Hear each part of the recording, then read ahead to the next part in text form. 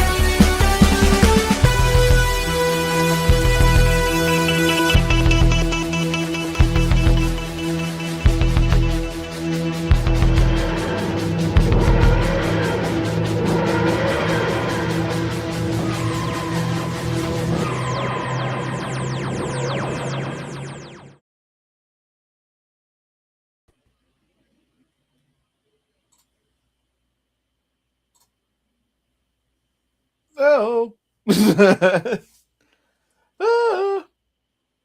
Oh, wait a minute. Hey, welcome to the Legend of the Traveling TARDIS, folks. My name is Christian Basil. Welcome.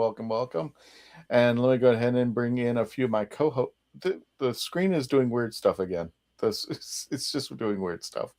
So let me go ahead and bring in my hosts one at a time. And first of all, we're going to bring in my co-host, who's sitting in the corner up there right now. I have no idea why. But can you guys hear me okay? Yes. There we go. Yeah, that was weird. Okay. The lovely Melanie Dean from Pieces of Melee. And we actually, she's very excited because we're going to be announcing our new sponsor, and she loves our new sponsor. So take it away, Melanie. Tell us how you doing today. I am doing quite well, and I get to host this episode. So everybody hang on tight because I haven't done this in a hot minute. Welcome, fellow Whovians, to the Legend of the Traveling TARDIS. My name is Melanie Dean. I'm co-hosting-ish this episode with Christian Basil. He's helping me out, and a bunch of other people are also helping me out. We're going to be discussing, let's go first and foremost, we're going to be discussing our review of Partners in Crime, an episode that first aired April 5th in the olden times of 2008. And of course, my phone's going off, giving me a spam call. But anyway, let's start bringing on some of the people because we can't do this alone. First and foremost, let me bring over from across the pond my favorite candy man, because the man's trying to get me addicted to chocolates, and you're going to give me the diabetes, sir. Mr. Mark, the Candy Man. How you doing, sir?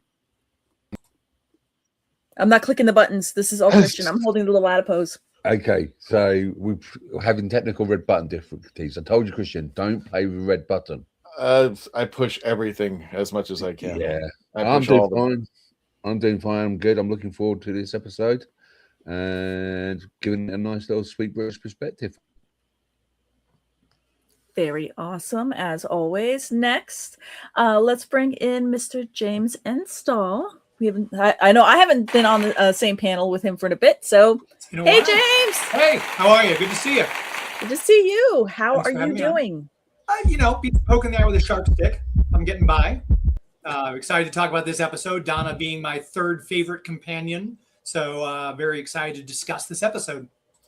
Awesome. Rounding out, I think we're only going to be going with the 5. Is it? For this episode, with last but not least, unless there's another one, I'm not sure. No, Mr. Sean. It's been a while, Melanie, but yeah, we're going to bring in Sean, and then when we go to the Who Knew News, we bring in Gadget. That's when we bring Gadget. That's when we bring Gadget. I'm trying. Yes. So anyway, from our philosophy is here's our boy Sean. How are you? Hey, I'm doing well. I am excited to review this very silly episode of Doctor Who. Excited to see what everyone thinks. I feel like Carl Sagan, a big orange dot. I'm a big orange dot floating in a black void with billions and billions of viewers. Yeah, you have to say it like that. Billions and billions of viewers. The Legend of the Traveling TARDIS. Okay. Yes. Now, do Okay. you now for our Who Knew News person, lady extraordinaire? Do we bring her in first, or do we do that little fun little? We bring her on. Who Well, knows we do the. Well, then let's play the woo woo woo woo woo and bring in Jacqueline.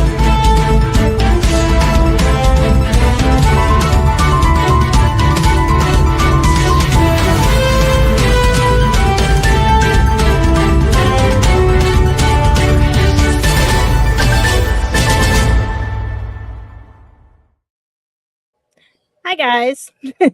Tong dong dong dong. I'm praying StreamYard does not do any updates while we're doing this, because I have the perfect shirt on for it and everything, and it says, "Is it Friday yet?" Alas, no. Okay, because Friday StreamYard and everybody's trying to do their updates to this AI thing, because that's one biggest fear coming up, maybe with who, but that'll be another rumor for another day. But let's start with some happiness, because our own Bill Perlmacki, she turned 39 years young and has received, let's see, what is it saying? Because they've updated again once and everything.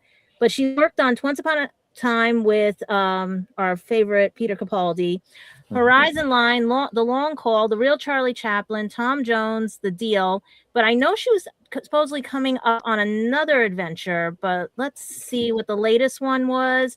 Her last one was Tiger. She played Sarah. And on television, she was in Death in Paradise as Karen Hickinson. And on radio, her last one was in 2021 with Dr. Faustus. But in theater, she had been working on Ballet Shoes in 2025 with the National Theater. After that, she's basically been off the radar, but maybe she'll show up eventually. She was a teardrop in the eyes of her, never know. But she got married a while back, so I guess maybe she's extended the honeymoon out. So.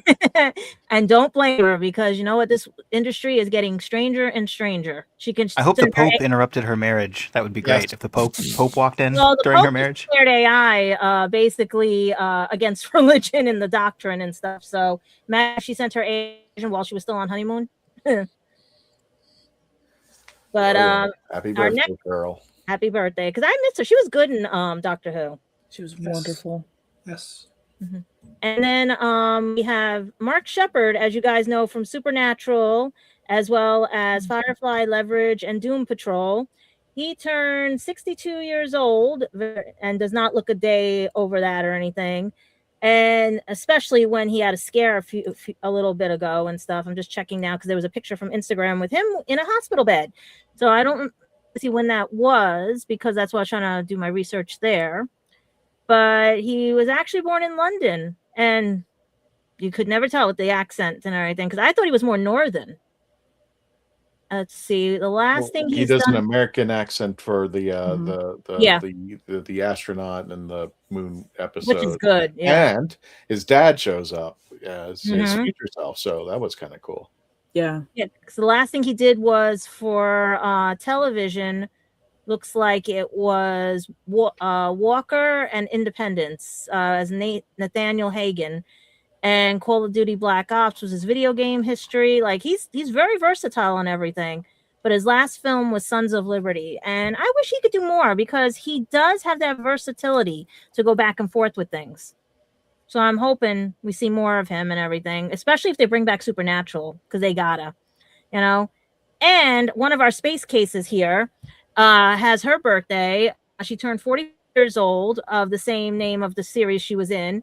And also she was a very famous soap star. We have Jules Slade, and you know her from Family Law, Firefly, Serenity, Stargate Atlantis, Space Cases. I think she was also on General Hospital. I have to double check that. And let's see. She was also on CBC's Liar Liar, X-Files, Are You Afraid of the Dark? Very versatile actress and everything. Her last film was not gonna say, we'll get hit with that one. I'm not gonna say that one. I'll say the one before it. Really that bad? Yeah, it's that bad. Okay.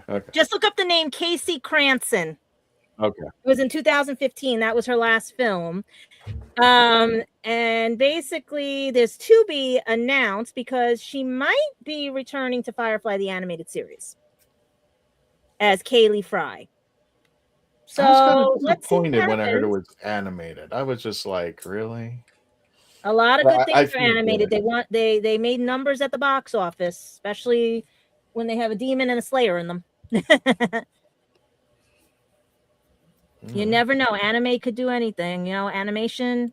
Because if they're going to go AI, why not just do animation now? Well, they have more know? flexibility, and I know they're a little bit older than they were back Mhm. then, but I thought it'd been better if they just picked up where they left off as they are now. And I know Ron Glass That is show picks up where they left off besides one we're on, I think, or soon to be talking about.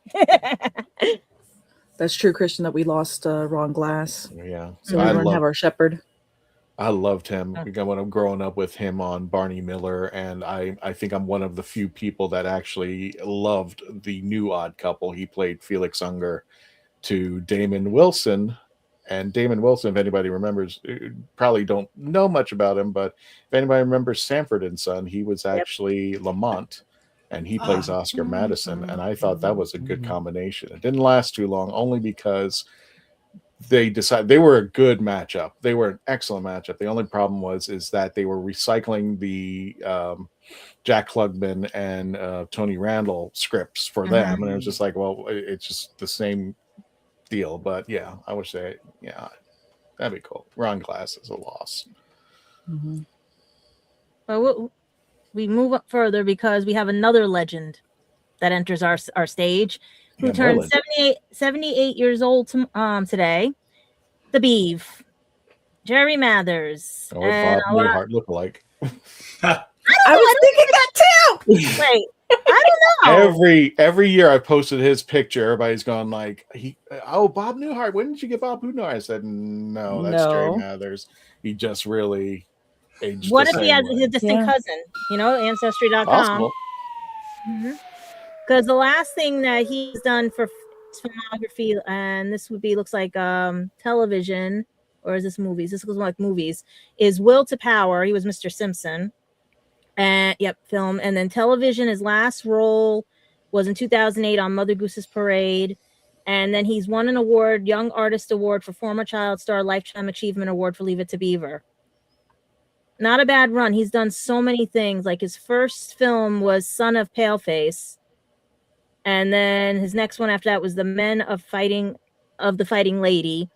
And his first TV show, believe it or not, wasn't The Beeve. It was Ozzie and Harriet, the trick-or-treating child. So he was an extra. No, we have more. Go ahead. I'm sorry. No, who was going to talk? Well, I just Christian, I think your audio interrupted itself. I think that was an echo of you, actually. Oh, really? Weird. Yes. Okay.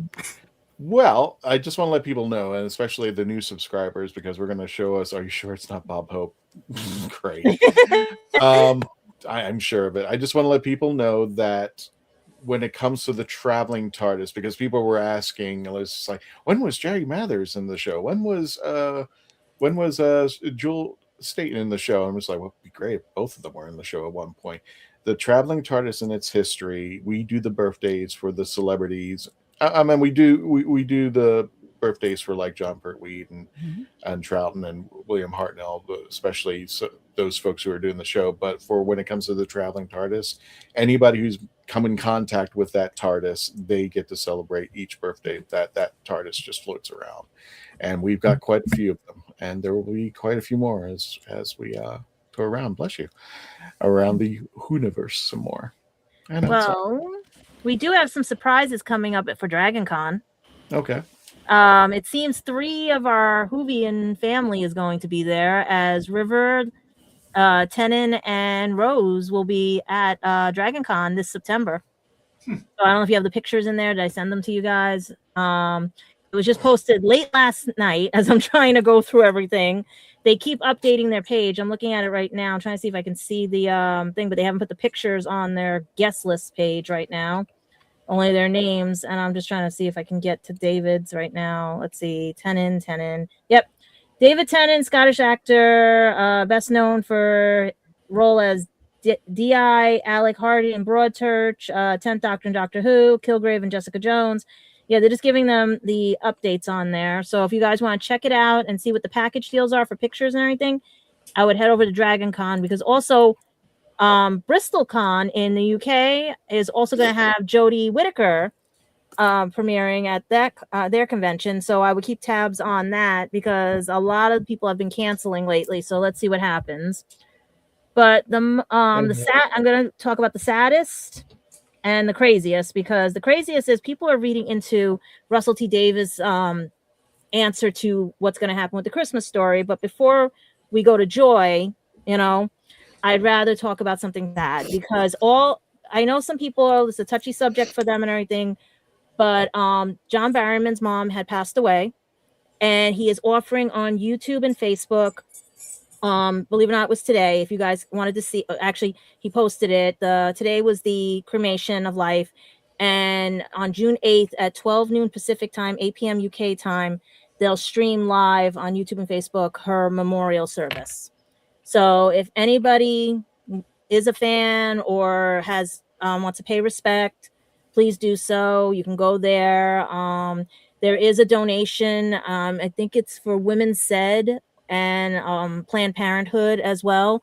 So please pay your respects. I know people have differences of opinions, but this woman was a firecracker every time you met her and everything. She would travel with them until she couldn't travel, and sweet lady and everything. So hearts go out to John and his family, his sister, his nephews and nieces, and everybody that have that with the passing, that they have strength during this time and everything.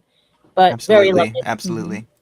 Okay, so let's get to the joys of Christmas, because people keep reading into. Hang on 1 second, Gadget. I just want to bring this up, and then we'll jump over there. Billy, get a hold of Dan. He's in the chats right now, so he needs some barbecue sauce. So just wanted to let you know. Oh, okay, yeah, no, that does take precedence. Yes, just get a hold of Dan as soon as you can. Dan, the man.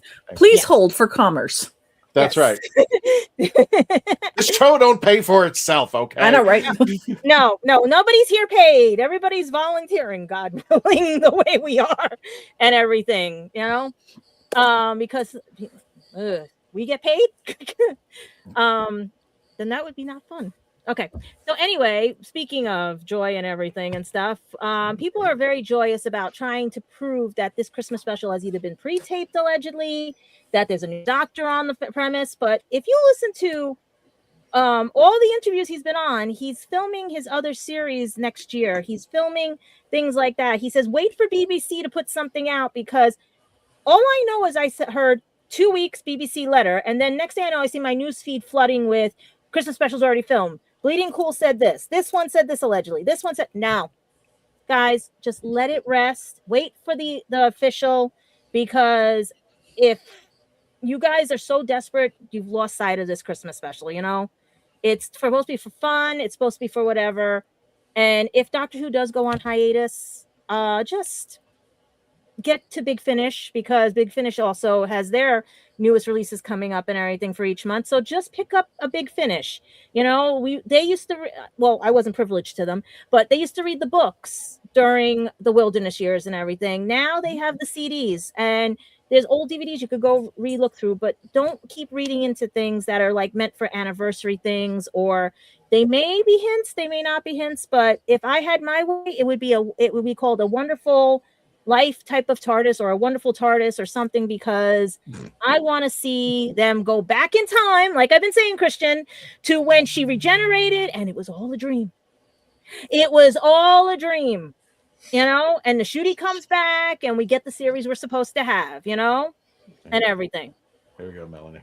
Yeah, right? It's like, let's go, Big Fish app. Yep. Streaming, baby.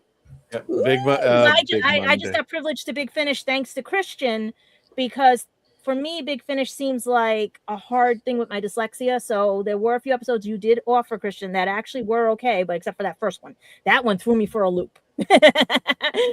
And everything. But otherwise, they were pretty good.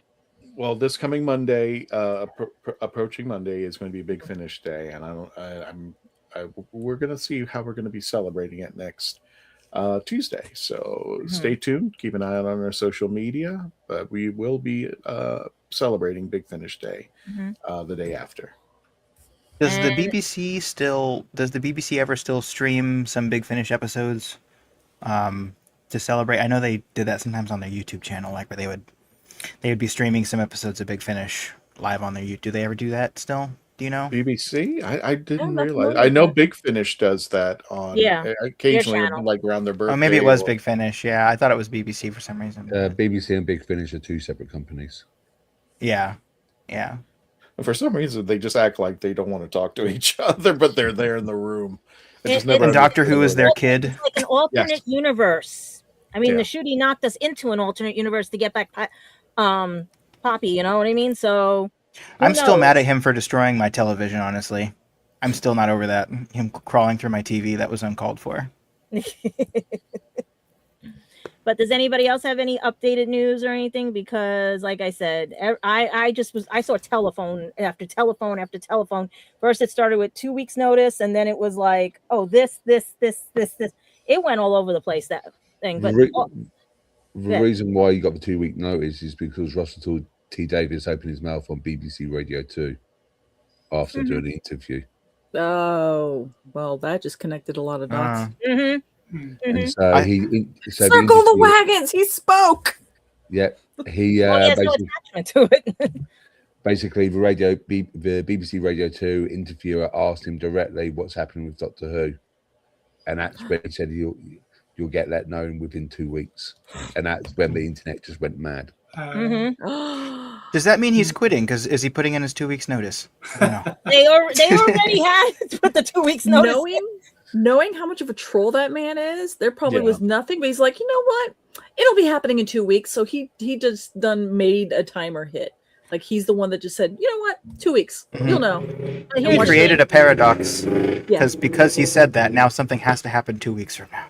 exactly. Well, But here's the thing I want to ask. You guys think the Christmas special is finished, or do you think it's a red herring? Because that's another rumor going around that they've already cast the Doctor and it's finished. There's so many rumors going around with the. Here's the thing, and I don't know if I misheard it, but I could have sworn that Russell T. Davies has put a clamp on everything about the Christmas special. Whether it's going to be the new Doctor, whether it's going to be the story, there's not even going to be any hints until we get closer and closer and closer and closer. So exactly how I feel. And Yeah. my guess, me pontificating, is that if they're filming or what have you, it's going to be as bottle episode as you possibly could imagine, because I don't think they're going to do any exterior. If they do exteriors, it's going to be in the dead of night, hidden far, far away. Well, there are a lot of spots in Cardiff that can be hidden. Well, because it's so hard to get in front of spoilers and angry with the phone because they're right there. So if they're doing anything, I would imagine if they're trying to be quiet and hush hush about it, they're got to be inside of a studio. That way you can actually keep everything completely locked down and not have anybody with a telephoto lens or just walking by with their phone going, oh, look, click, film. Well, when I went to Cardiff that time and everything, we didn't know they were filming Capaldi with Bill and everything, and we're down one of the side streets by the Holiday Inn, and there they are sliding down with her on the motorcycle that they never used in the scene, but she went down that way, and we're like what, and everything, because we were taking the back road from the hotel to get to the mall where the radio station is, and literally just we were like, what is going on? And then people outside were carrying their grips, carrying everything and stuff, and we're like, okay, we need to get out of this area just in case and everything. Because you asked about. Go ahead. Sorry, Gadget. But no, go ahead. Well, I was just saying, like, well, it's just like you said with people like filming and stuff. Like, it's hard to keep things under wraps, but it's like what you said. Like, do we think the Christmas specials like already finished, or even like asking more broadly, like, will it be done?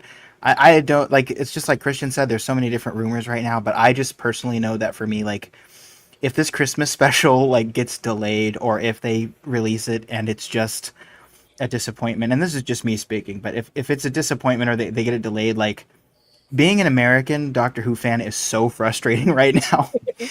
From them splitting everything 3 different ways, the Doctor Who library, and then we've got the thing with them not releasing the War Between the Land and the Sea, and now like we have no news, and they're gaslighting us, telling us, oh no, Shooty was always going to be there for 2 years, and now like if they delay this, it's like, okay, I'm just going to step away from my television, and when you have an episode ready, I will watch it. But like, I just... Yep.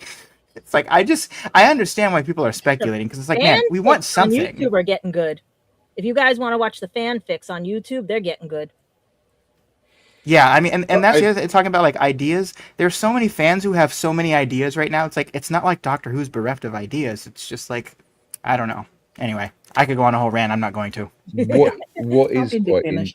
What is quite interesting, because of that BBC Radio 2 interview, is that Russell T Davies was basically on their show to promote his new episode on Channel 4 called Tiptoe. I'm not sure you guys know, but Channel 4 and BBC One is a bit like Fox and ABC. They're completely 2 different channels, so it's a bit weird that one writer will be writing for the BBC and then move over to a Channel 4 again. Really? Yeah. Here we have like shows airing on CBS that are actually filmed in ABC studios and vice versa and everything. But we're like 2 separate entities. Like, so it'll be like Fox and Paramount, for example, completely opposites. Right. So when Russell T Davies first came on the air with Queer as Folk, that was a Channel 4 production. And then after that, he then got poached by the BBC. And now he's gone back to Channel 4. There's a bit... I don't know what I can in detail on it, but it may be on hiatus because he's been working with Channel 4 rather than BBC. Could be a lot of things. I just have a theory, and I think he's under. I think what's happening is he's JNT'd, meaning that I'm gonna pull my screen back there. I'm just going back. I think remember when JNT was told at the end of the series 25 that if he left, they were going to can the show, and that's why he ended up doing series 26. Yeah. I think that's what happened after his run with Disney Plus, and it, you know, I can't find a better term or, you know, sugarcoat it. After the failure of Disney Plus hanging on to this and just cutting it off after 2 years, I think Russell T Davies wanted to go and do something else, but I bet you somebody at the BBC says, if you leave, we're going to can the show. Our quick note for our newer fans, for our new Whovians, JNT, what Christian was talking about is John Nathan Turner, who was producer. Who was the last producer of the classic series for up until the 26th year. So sorry about that. Thank you. No. That's sorry. Just wanted to pop that in there for I think he's suffering from the JNT issue. And I think the same thing happened. But that's my theory about this. I meant, and I don't think truly that RTD had any idea of what he was going to do. So I think he did the Rose thing. I think he announced the Christmas special. I do think he does want to keep it going. I just think we need to get him out there and get somebody new and fresh and somebody who, you know, get back to the basics a little bit. Speaking of agree. Oh, sorry. No, I was just agreeing with you. No, sorry. Speaking of which, Gadget, I forgot to put this up. This is from our polling, and I'll read it. Yeah, I was going to ask you, do you have the poll list? Because we do have a poll, and it says, from what you have seen and heard, how do you feel about the Doctor Who Christmas special in 2026? And you had 4 options. It's going to happen. It's not going to happen. It'll be postponed to a later date, or I really can't tell. So going in order, it's going to happen. 22% of our voters, and this is only on the YouTube channel if you want to vote on this. So that's number 4. Lowest. Yeah. The lowest, actually, really can't tell at 13%. Oh, okay. You're going from top to bottom. Sorry, I was going to top to bottom. Yeah. Okay. So 22% say it's going to happen. Okay. 16% it's not going to happen. But almost a majority of our audience said it'll be postponed to a later date at 49%. And 13, just like I really couldn't tell you anything. So like and there was that chance that rumor was going on. It might be shoved to Easter. Then we'll have a bunny in the TARDIS. We've had We Easter should rely. before. We should rely on our audience polls like Polymarket, basically. It's like Which is our audience is saying like 55% or whatever it's gonna be. It's like, yep, that's where I'm putting my money at. You know. I don't know. And that's the bad thing is if it's postponed, usually the Christmas special is Christmas themed. It's not something that's themed, that you can like, oh, the like we were having fun during the Jody years of when are we going to have a new season? When are we going to, when's it gonna come out? And it's like, okay, will it be, the beginning of the year, the end of the year, the middle of the year, but it was inconsequential, the actual date and season and timeline of it being aired. Its air date didn't really affect what the episode was. Typically Christmas is always Christmas, so for them to postpone a Christmas episode, I almost wonder that would be postponing as in the following year. Yeah, that's a good point. Which would be terrible if you don't know what doctor it is, or if they change doctors, or again, it's so timey-wimey. Wishy-washy, timey-wimey. Wishy-washy, timey-wimey. Kind of like a Husband's a River Song and Dr. Mysterio, I believe, were those the two episodes that were like a whole year apart. Yeah. Except for we didn't get one this year. If that's the case, it would be even longer. A whole year apart. Yeah. Well, we'll see. Well, I mean, we're about to enter summer, and normally don't we get like an announcement or something that we know of, just a little teaser as we're approaching Christmas, something to just keep usually get the fans with the fan picks going through Cardiff and Swansea and where else, it's a little Bristol and stuff. Yeah, we get them all going through things and stuff. Well, that's the thing too about what a lot of us have been saying about the budget. It's like, okay, even if you cut the budget by 75%, like I would rather just have something. Like I would rather have 25% of nothing than 100%, or 25% of something than 100% of nothing, basically. And they're like, this is better, and it's like, it's not though, because there's nothing on the screen. I just wish they would do something. I just think Doctor Who's one of those shows where it's like it should just keep going, even if it's a little difficult, even if it's a little bit lame. One of the podcasters and everything said it's in Cornwall being filmed right now. It was already filmed there, and I'm like, I don't know. All I know is that I'm waiting in 2 weeks, like they said. It could be today, tomorrow, whatever, but I want to hear what BBC has to say because they are the final gavel to, judge and jury and executioner. The only thing I can think of is that because Doctor Who was advertised that it will be released at Christmas 26, it'll be classified as false marketing if they did postpone it. So I think they would be it because they have to honour it.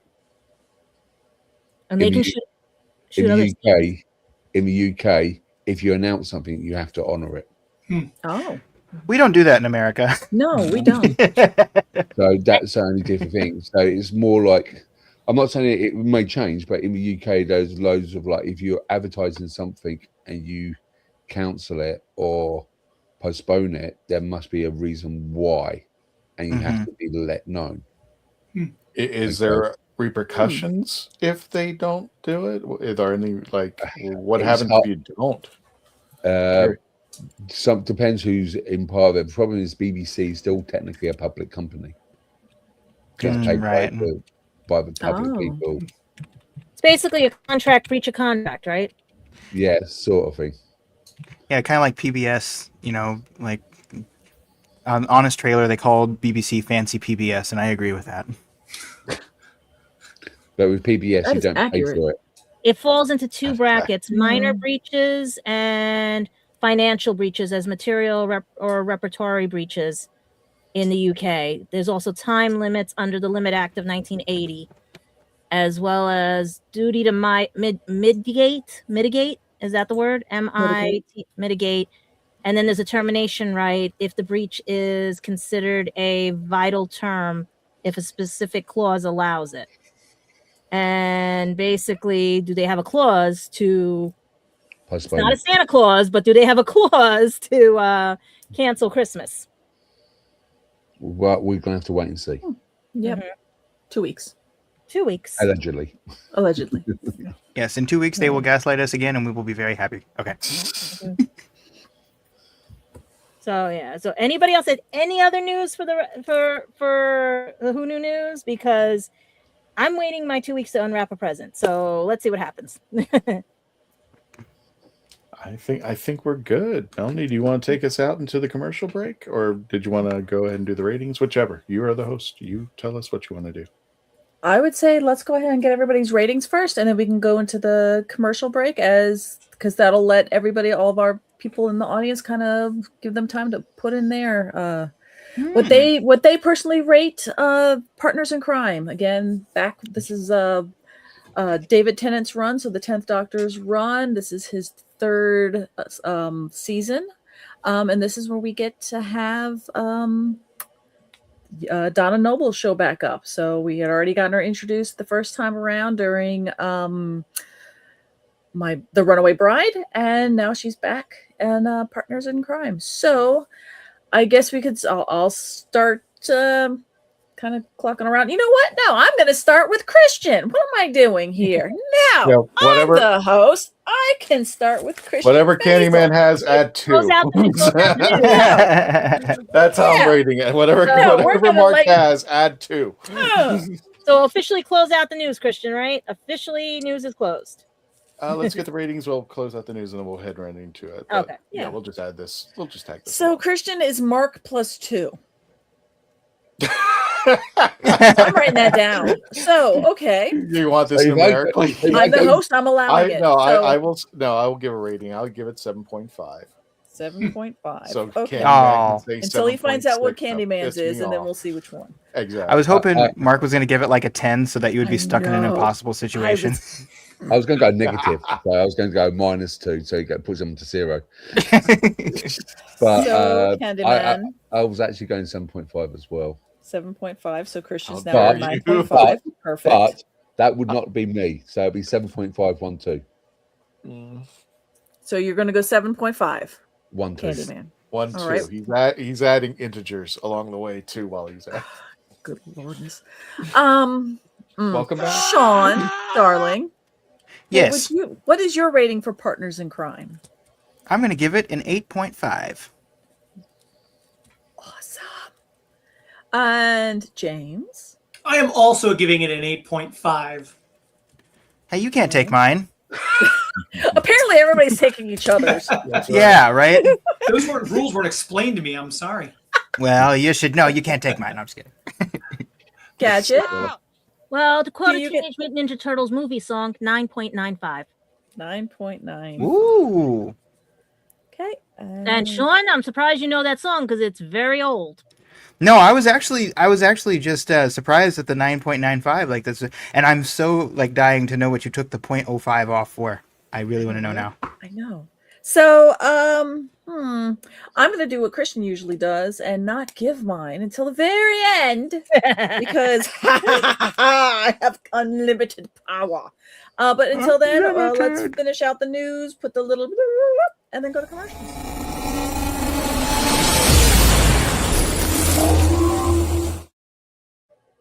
Now we get to stare at each other until the commercials start.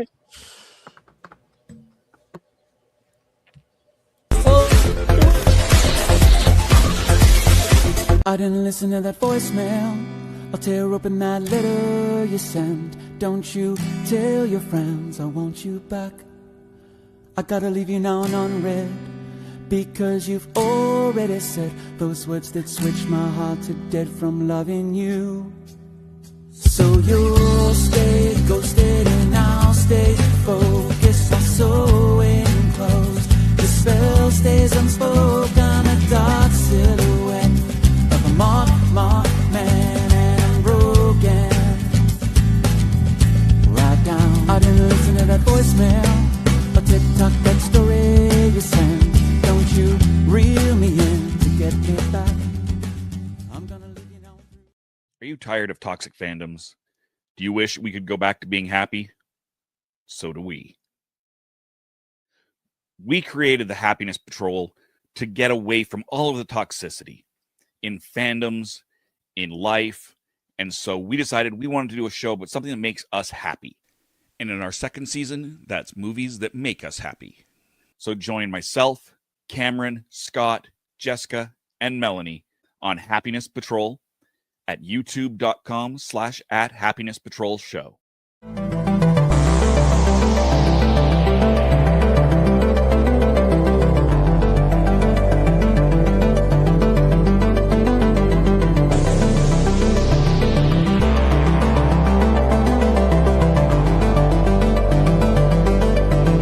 So what's your favorite Western?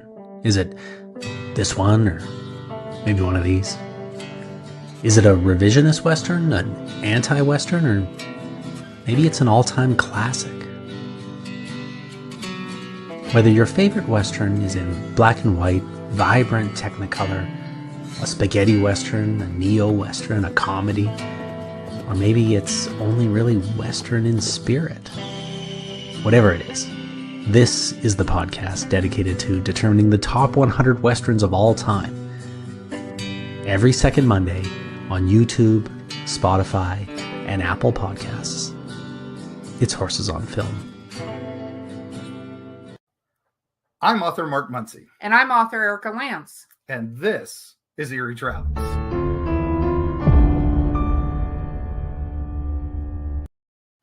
Greetings, travelers. Join us as we travel through folklore, myths, monsters, legends, and dark history. Now, we'll be your guide to the spooky side of reality as we discuss cryptids, paranormal, and all things preternatural. Sometimes we find the truth is way scarier than fiction. We're on twice a week on your favorite podcast platforms, including iTunes, Spotify, Amazon, and YouTube.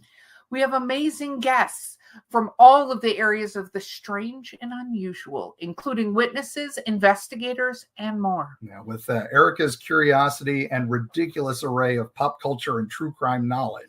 And Mark's decades of experience diving into folklore and the legends with the truth that's behind them. Yeah, so join us, travelers, as we take you to the edge of reality, and we'll see you on the other side.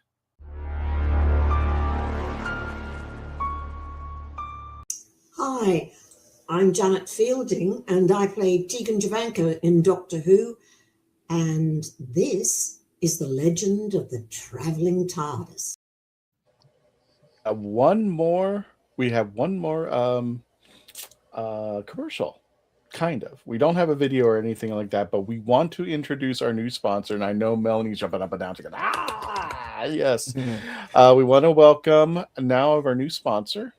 I hope I put the picture up. I'm going to shoot myself. Yes, ladies and gentlemen, we want to welcome Coffee Shop of Horrors to the Legend of the Traveling TARDIS family of sponsors. What does that mean? With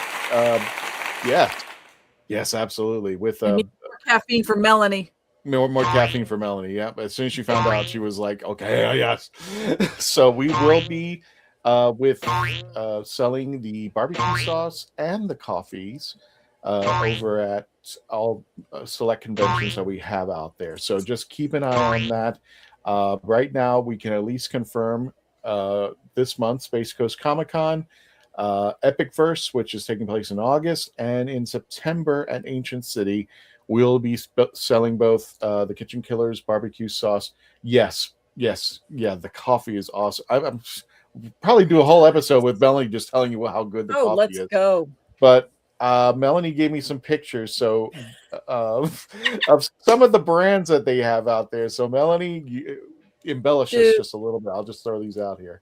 Okay, what's going on here is these photos is the reasoning, is the culmination, is what happens when Christian Basil puts in the TLTT chat that, hey, we got a new sponsor. It's this. And I run to my pantry and be like, bro, do I like this coffee? Have I heard of it? And I proceed to spam people in the chat of every of the 5 that I could get my hands on real quickly of the coffee that I love their coffee. Their coffee is so amazing.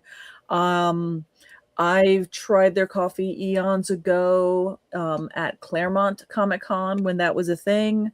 They roast their own coffee. You could get it in whole bean, or if you need them to grind it, they would do that. Sorry. Christian ran out and bought a little he ran out and bought a stand already so he can. Yeah, that's a go. So yeah, if you find our booth, look for the stand and you will see the coffees and we will have an eclectic range of bags, and they are on a first come first serve basis. And the good news, Melanie, is for anybody at the conventions, it's $16 a bag. It's wonderful And pricing. that's all I'm saying is that's a lot cheaper than what they're offering at the theme parks right now. A lot cheaper. So, and we will have them at a limited quantity. So if you want to get a bag, come on up. Yes, we do take card and we do take cash. So, but look for the little stand that I just recently got. A 2 Melanie approved coffee. There we go. No, you're going to be finding that stand empty because this Melanie is going to end up purchasing them all. I'm just warning y'all now. Scary truth. Now, Melanie, which of the three that I put up here, which one of these is your favorite?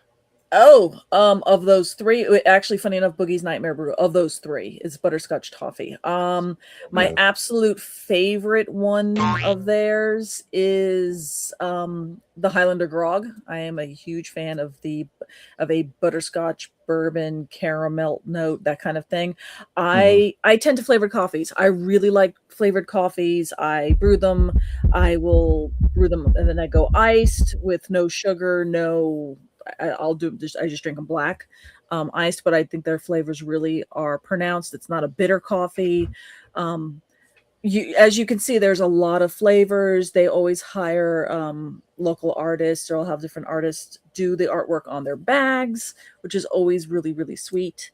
But they do have also other brews, dark roasts, other type of blonde roasts, other kind of coffees as well. So if you're not a fan of flavored coffees, shame on you. That's my own personal thing. Their coffee is absolutely wonderful. I'm looking at their webpage right now. Yeah, they were a staple of the Central Florida staple of comic conventions. They were at MegaCon for a long time. They used to have pre-COVID. They had coffee shops. They had one in Claremont. They had one in Montford. I thought they had a third one. I can't remember. But yes, I am a huge fan of their coffee. Yep. I'm clicking on that's also my favorite. Must be a Melanie thing. Heck yes. Can't go wrong with butterscotch and bourbon. I know. I really like their Highlander Grog. It says it comes in a 5-pound bulk bag. Yeah, you can get it bulk. You can get the smaller bags like this. The smaller bags I kind of like if I get it ground. That way I can just kind of do it little, or I try to grind it myself so I can go little by little. Wonderful, wonderful flavors. I don't know if you had the Snow Whites, caramel apple was in there. White Russian is a wonderful one. Yeah, I can keep going. Go on their website. Do we do things which are not coffee? Here. I don't think they do tea. I asked about that. No, they don't do tea. I think it's all coffee. But just to let people know, when we're at the conventions, you can go on their site, and we just put the link in the chats. So whoever's playing with the soundboard, they need. Oh God, I know. Never mind.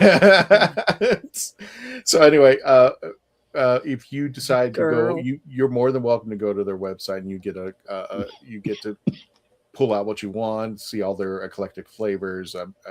There's some stuff that they're going to have a sample throughout the months, and we're definitely going to give it a shot and try them out there. But if you want to save on shipping, and you just happen to be in the Florida area at one of our cons, it's just $16 a bag, and we give it to you straight out there, and it's fresh. And all these bags that we're going to be getting, they're already grinded.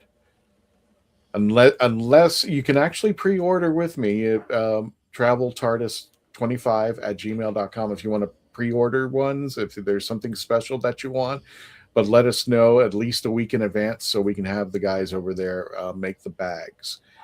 because they do a great job and they put a lot of heart in it. Just like Kitchen Killer's barbecue sauce with Billie, it's made locally and it's really tasty. And Melanie can attest to it. Absolutely. And she bleeds coffee. and it's a standard. If you're the type of person that prefers it to be ground, the beans not to be ground, just know that they use the standard coffee bag, so that if it's a ground coffee, it has the little nozzle that will let oxygen out of the bag but not in, so that way it's always staying as fresh as possible. But yeah, these can last you, I think, 6 to 8 months, I think, unless you're me, and then you're gonna run through them faster. But anyway, see, I'm with this Melanie. I joke, my blood type is coffee. Mm-hmm. Nice. So yeah, get your bags out while you still can. We're going to be at all 3 of the conventions that we're going to be going to. We're going to have bags of these. We're going to try to have as many as we can. Our first stop will be Space Coast Comic Con, where we're going to be testing out, see this, and how well we do. And again, if you want to pre-order, if you want to make a recommendation and say, Christian, I'm going to come out and get it, please let me know. Oh God, can you hear Summer barking? Yes, he wants to be on the show again. Pet alert. Oh, sorry. Exactly. Thanks, Raj. Pet alert. I don't know what she's up. I don't know what she's doing. So I know Tom. It's not she barking. So anyway, yeah, this is our new sponsor. We welcome these guys, and yeah, we would not be putting out these things unless we felt this was a good brand, and this is a wonderful brand of coffee. Yeah, and now, or unless you're me, that now is going to be going to every convention we're slated to go. Christian had already slated to go to, and now I'm going to show up just because coffee. I'm her dealer. So good. Yeah, that's true.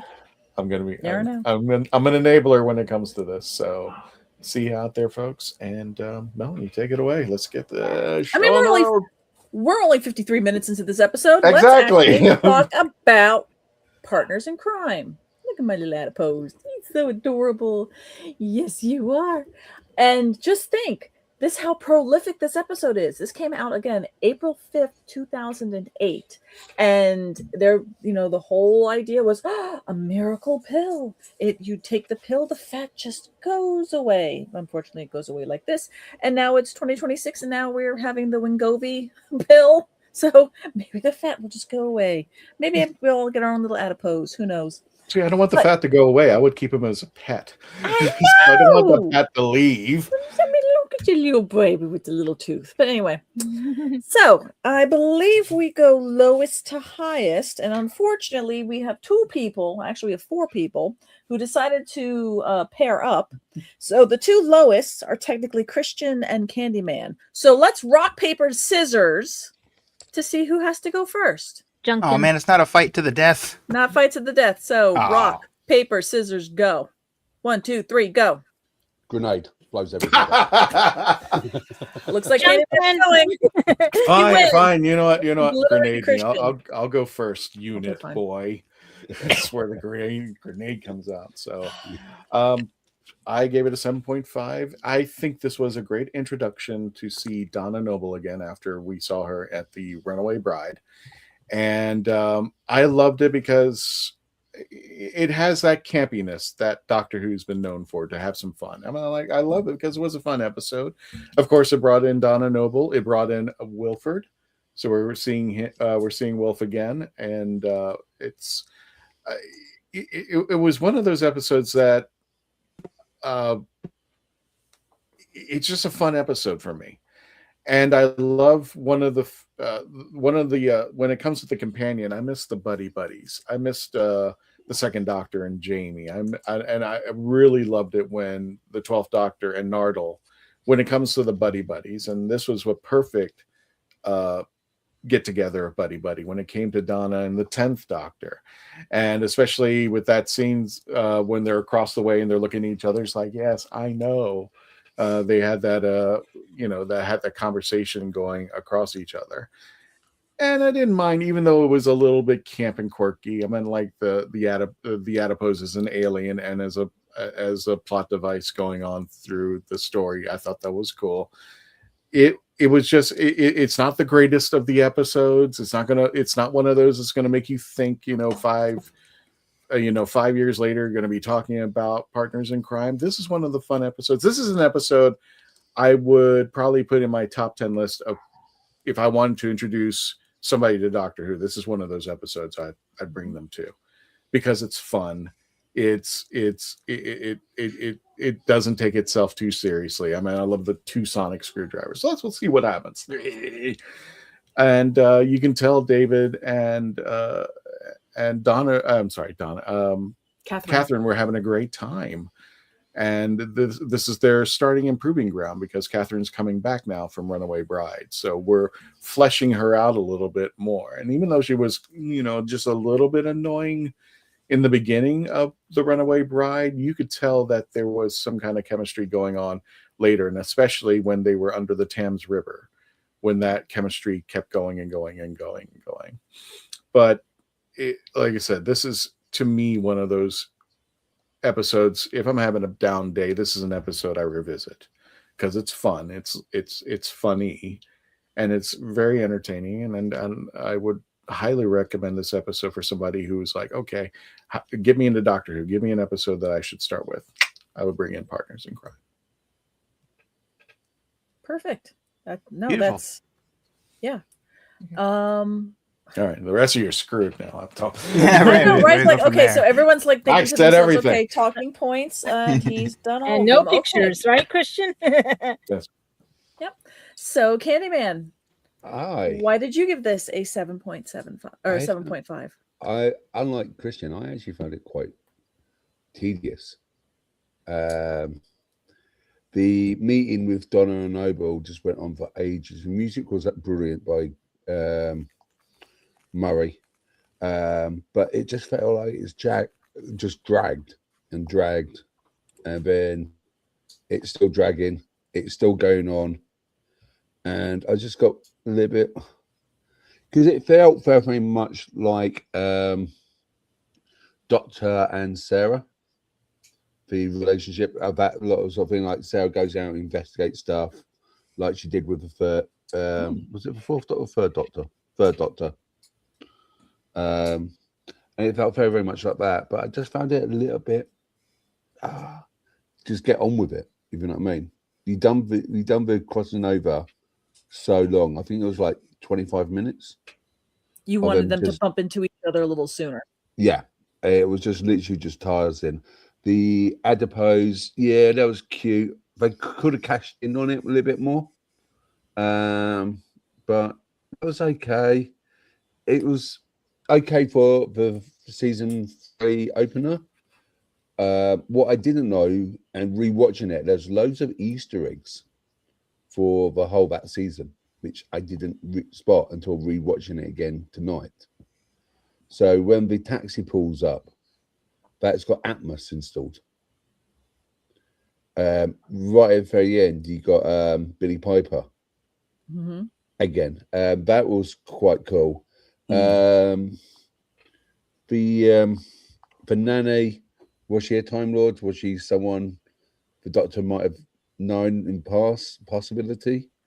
I just felt that the episode, even though it was a cutesy little episode, and I can understand how well you can introduce people who are not into Doctor Who into this episode, I just felt it just needed a little bit more, something else. Like you saw a little bit of Time Lord Victoria's at one point, but it was only for a second. You just got glimpses of everything through this episode throughout the whole series. Yeah, I just wish it was just like a little bit more fast paced. I can't really like say it was a bad episode, and it's not like it's a thing, but it's very, very much Space Babies for season 3. Yo. But better. But a lot better than Space Babies. Why? But you know what I mean? It's that sort of feel to it, you know what I mean? It's like, yes, it's a good idea, and especially now since we've got our Ozempic and all the injections to get rid of fat, it's quite more relevant for today's society. I just feel like it's just it didn't have that power like how Rose did. Okay, that's fair. But I like that it's a good fun episode, but not like it's just not the best one out there for you. Yeah, I'll take Adipose over Booger Monsters any day. So. Yeah, no, I'll take that. I'll take that. That is perfect true. But it's not an episode I will go back and watch. Fair enough. Okay. If you know what I mean. So instead of having Sean and James duke it out, we'll just keep going around the bend here. Sean, you gave it an 8.5, so we're slowly kind of working up and on everyone's esteem. Why did you rate it 8.5? Well, this is like super interesting because like I definitely can appreciate like Candyman's review and like how thorough it was. I think it's probably going to be a lot more thorough than mine is, but I actually have a really different perspective on the pace because I thought this was like snappy. I didn't have any moments where I was like, okay, I think this is dragging. And that's not to say that this era doesn't have those, because it definitely does. I mean, as much as I like, Voyage of the Damned, even Voyage of the Damned has some moments where it's like, okay, we're kind of doing the same thing over and over again. This, I felt really, it has something going the entire time, I think, because right in the beginning, you see Donna and the Doctor both kind of doing the same thing, and that's intriguing. And then they have that conversation, which could have been really slow, but it's just like you're working out what they're saying, and then you have that snap to reality where you realize, oh, we're being watched. And then, you've also got the intrigue going with the little fat creatures, and I really think it works. And I was initially going to say that the creatures didn't work for me in this episode, like as I was kind of starting the episode and formulating my idea of what I was going to say about it. I was going to say it doesn't work because the CGI is respectable, but the gag is so silly.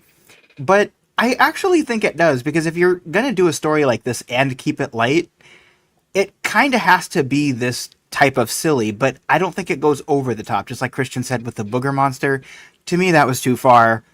I was eating food when I watched that, and I didn't like it. I was eating cereal when I watched this, and it was fine, Actually, I was eating, you guys want to know something? I was eating Frosted Mini Wheats. So that's like the worst shaped and colored cereal you can be eating when you're watching this, because they look like the little monsters. But I'm having dinner after this, right? Yeah. I hope you have dumplings. Yeah, but it really isn't too far from me. Like, it really isn't too silly. I think it actually does work. And man, there's so much to love about this. Before I get into that, though, I have to say one negative thing, which is, and this is going to be just, close your ears for 30 seconds if you don't want this, but this is going to be a minor spoiler for like the rest of the Russell T Davies era, basically, that we get on Disney. And that is, man, does that Donna story really take the teeth out of a lot of the other stories, because I was not prepared for how much foreshadowing we get in this with what's going to happen with Donna. And my heart was not ready to see Wilf again. I kind of forgot about that. I kind of forgot how much Wilf was in this episode. And, seeing Donna there as well. I mean, it's just, there's so much great stuff in here with foreshadowing, and you can see it if you really hyper dissect a lot of the lines. And then some of the lines, it's really obvious about the foreshadowing, right, if you've seen the rest of the season. But I think the two of them really are the dynamic duo of this show. I mean, I really wish we would have kind of just stayed, with RTD1 and not really had an RTD2. Like, I love Russell, but like, I just think this era just, even when it doesn't work, it kind of works, But in the case of this episode, I just think there are some great moments that stand out as well. You mentioned the thing with the two sonic screwdrivers. That moment at the end with Wilf saying, go out there, go get him, girl. Like, that just, it almost makes you want to cry, right? And then seeing that we do have a death in this episode, but it's very brief. Mm-hmm. It's not really lingered on. And then you get the real kicker at the end when you get Rose there. And I remember, if you guys remember watching this the first time, where Doomsday was still a fresh wound. I mean, Doomsday is always a fresh wound, but this was only a season away from Doomsday, right? And it really just, I think it was a perfect bookend to this episode. There were a couple moments, though, that also kind of made me scratch my head. Like, the moment where, what's the name of the nanny lady? What's her name? Oh, hang on. Mrs. Foster. Yeah, thank you, Gadget. When she says, "Are you threatening me?" I was like, Master Jedi. Like, I couldn't help hearing that line in my head. And then at the end, like, the math wasn't mathing at the very end, because she said, prepare for birthdays, 1 million birthdays. And I'm like, wait a minute. This is 1 million people and you're going to kill them, which means it's not just going to be one, which means every single one of those people is going to make multiple of the adipose monsters. So it's like, okay, I don't really think they thought through that line very well. And then, of course, you get the Doctor about to be executed, and he goes, wait, which, you know, if you're trying to kill the Doctor and he says, wait, just do it, because you know he's about to do, like, every series of the show, he does one thing like that. This goes back to, like, John Pertwee and Tom Baker, where they're like, wait, and then that's when they escape. So, you know, there were little tiny things like that, but I just think overall this whole thing, it flows really well. It works well. Donna joining the TARDIS. I mean, and people have commented on how much better Donna works this time around than she did the first time, I think, and I agree with that. I mean, not that I disliked her the first time, but they did that character growth and her relationship with her family, and it does get messy, and it makes her that much more believable, and I think it really kicked off what was going to be a great run of episodes with, for a lot of people is their favorite companion, which is Donna Noble. So yeah, I think it's great. I guess I'm just taking off a little bit because it's not the best of the era, but that just shows how good this era really is. Mm-hmm. So, as we keep going along, I'm just not to spoil myself, but no, I agree. I really do think that this was a great way of reintroducing another character, or a character we've already seen. And if you hadn't seen Donna already and you wanted to go back, oh, look at that photo, I guess that could be a quick, anywho, bring it back up.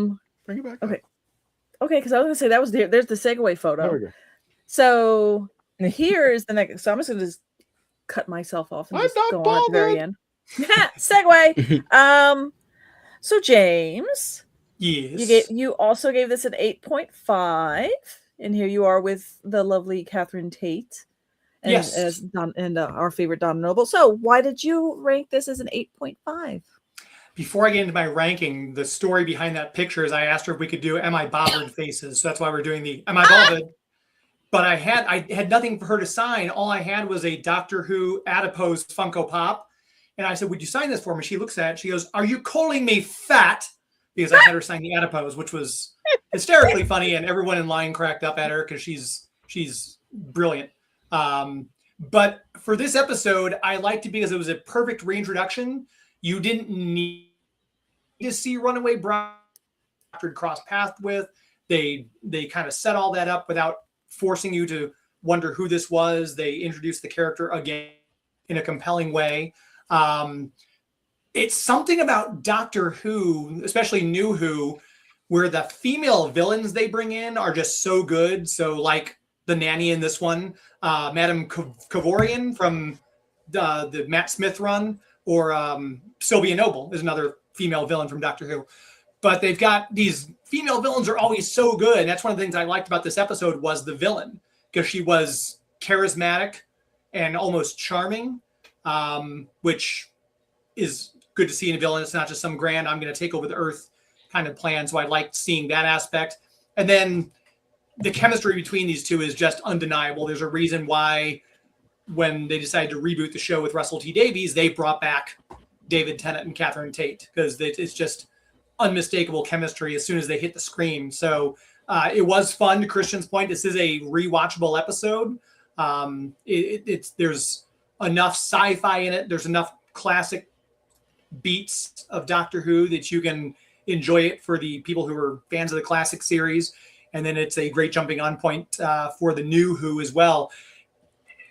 There's little nitpicky things that drops it down to an 8.5, but there are very few perfect 10s out there. I'd say probably the closest for me to kind of give a gauge about where my higher ranking episodes are would be Midnight, is a nearly perfect episode.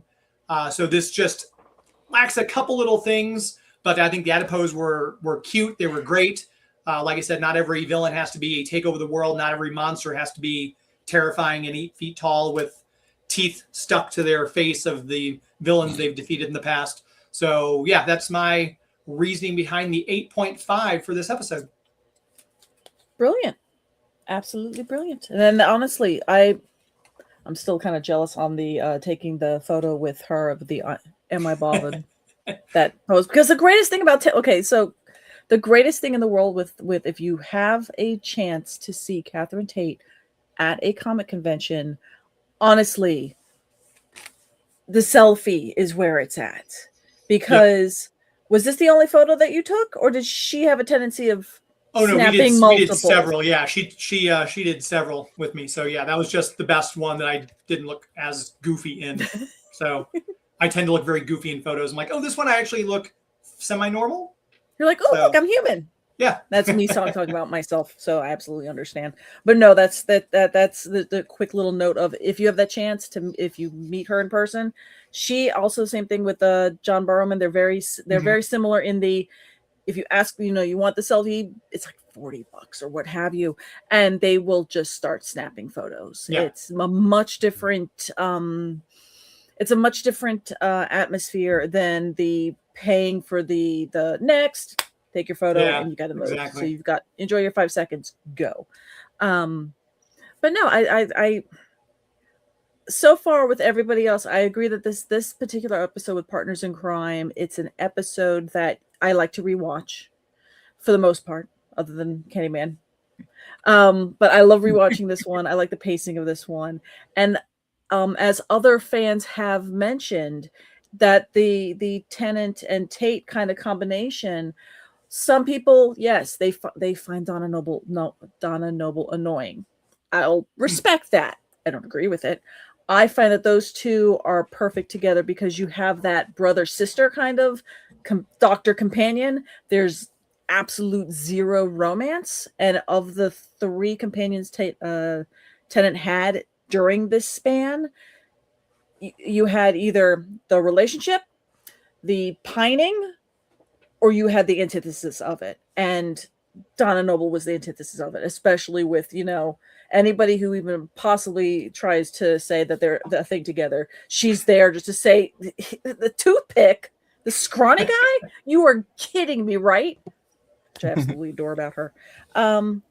So as we keep going around, Gadget, almost a perfect episode for you. Yeah. At 9.95.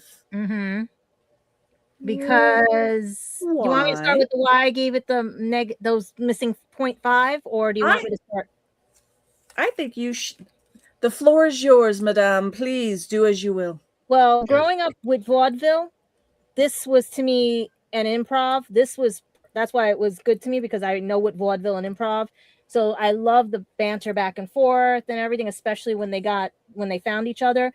But it was also reminding me of those movies where the meet cutes or almost just meets and everything and stuff like that. But what got me was glad to see her return. You could see that she had developed her character and everything. But it was, to me, it was more the back and forth and everything. And what got me was, I noticed a lot of red nail polish on our villain and everything. And also her poster behind her desk. I also noticed a lot of other things that were a lot of Easter eggs coming up. But it seems that most of our villains in this series seem to have red nail polish. And the thing with the sonic screwdriver was what got me, because at first she reminded me of Missy. And then it was like, wait a minute, what if she was Mrs. Flood and she regenerated when she fell and everything and stuff? But it was like one of those. So I just kept looking at that, especially the pun behind her when it said the human race would be dust, if you have that picture and everything. So I was looking at that first. And then I was looking at the vaudeville type stuff with David, because it was just too funny that each one of them were on the same mission, same brain, she's trying to find him. He's trying to figure out what the hell's going on. He uses the back door. She uses the front door. They both have the same type of thing, health inspector. They have everything like that, back and forth. And it's like, I love when they were popping up, popping down, like only 2 seconds from each other and everything. And then you had the little tongue-in-cheek of your health on safety for a Tennant, and he's like that. So I'm like, yeah, that was funny. And all the other, but when the Sonics came out, that's when I was like, could she have been a nanny, or could she have been a Time Lord in disguise? And everything, because this is RTD. And also, like, you could see where Donna was starting to yell at Tennant Like basically like the way she was, hey, because she was hanging from the window washing thing. She was hanging from all this. Everything, it just was slapstick funny comedy. And especially with the Doctor Who Confidential, when they said they were hitting the window with chocolate hammers that were hammers made out of chocolate, I was like, that was like the icing on the cake.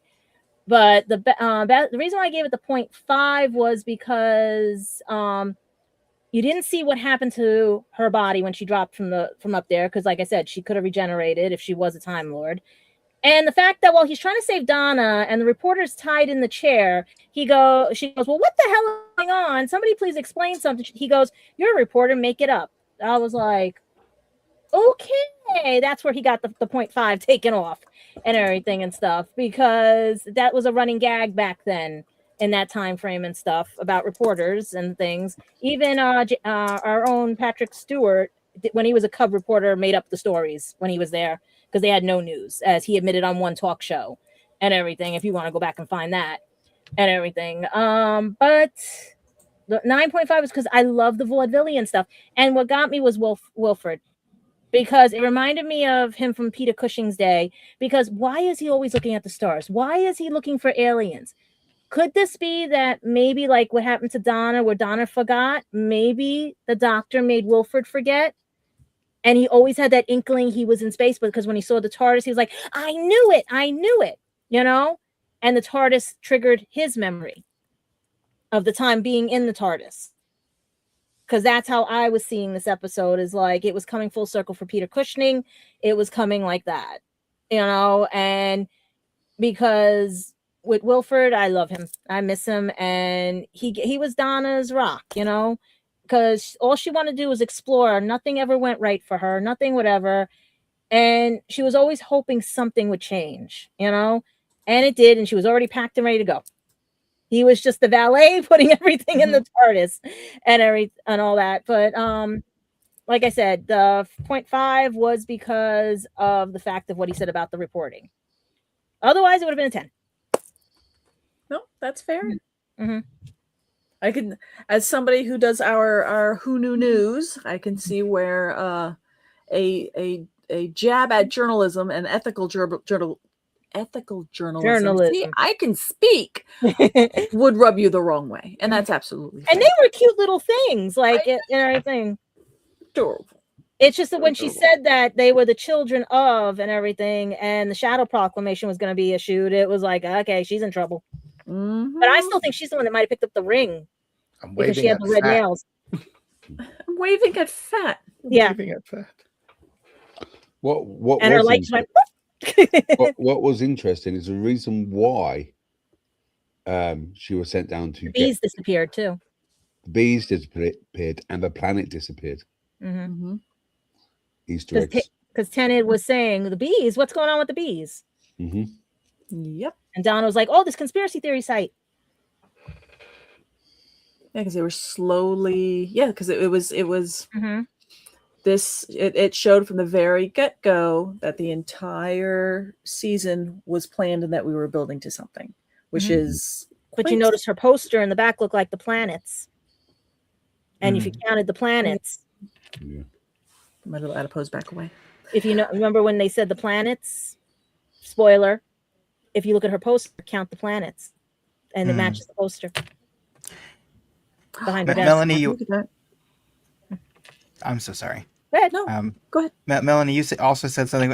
I didn't want to interrupt Gadget's review, but you like when you said that thing about like the like not the skinny man. I forgot about that line when she's like, "You just want to mate." Like I completely forgot about that line. Mate with me. You want to mate, yeah? And he's like, "No, a mate, yeah." This was mate with me, sunshine. Yeah, mate with me, sunshine. And I didn't like that's the vaudeville. That's what I love about vaudeville. It's like you go back and forth with each other. And for me, as a fan of the old to your point, vaudeville of Abbott and Costello, and those types of the Laurel and Hardy, those it's all timing exactly. Having them cross back and forth so many times, I see Mark's point of the get on with it. I was just relishing it. I was one of those fans that just absolutely adored that and they've ships in the night again and ships in the night. But honestly, my favorite episode, my favorite scene ever was them miming back and forth. And to Gadget's point, if you can see the Doctor Who Confidential, which was the running after during a lot of the RTD kind of run, Doctor Who Confidential, which still is actually, is the behind the scenes kind of making of little that would be, you see more on YouTube and stuff like that, but it's more of the making of an episode. So see if you can find the Doctor Who Confidential of Partners in Crime.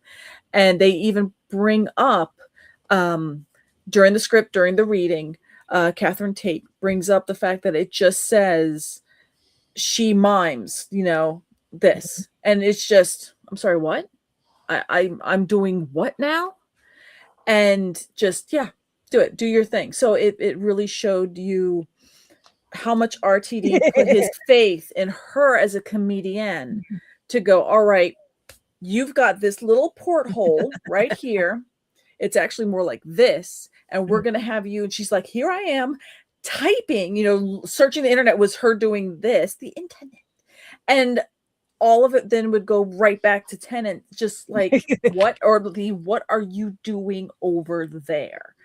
And this is before really, again, it's 2008. You didn't have necessarily closed captions that were any good on televisions, if you had them at all.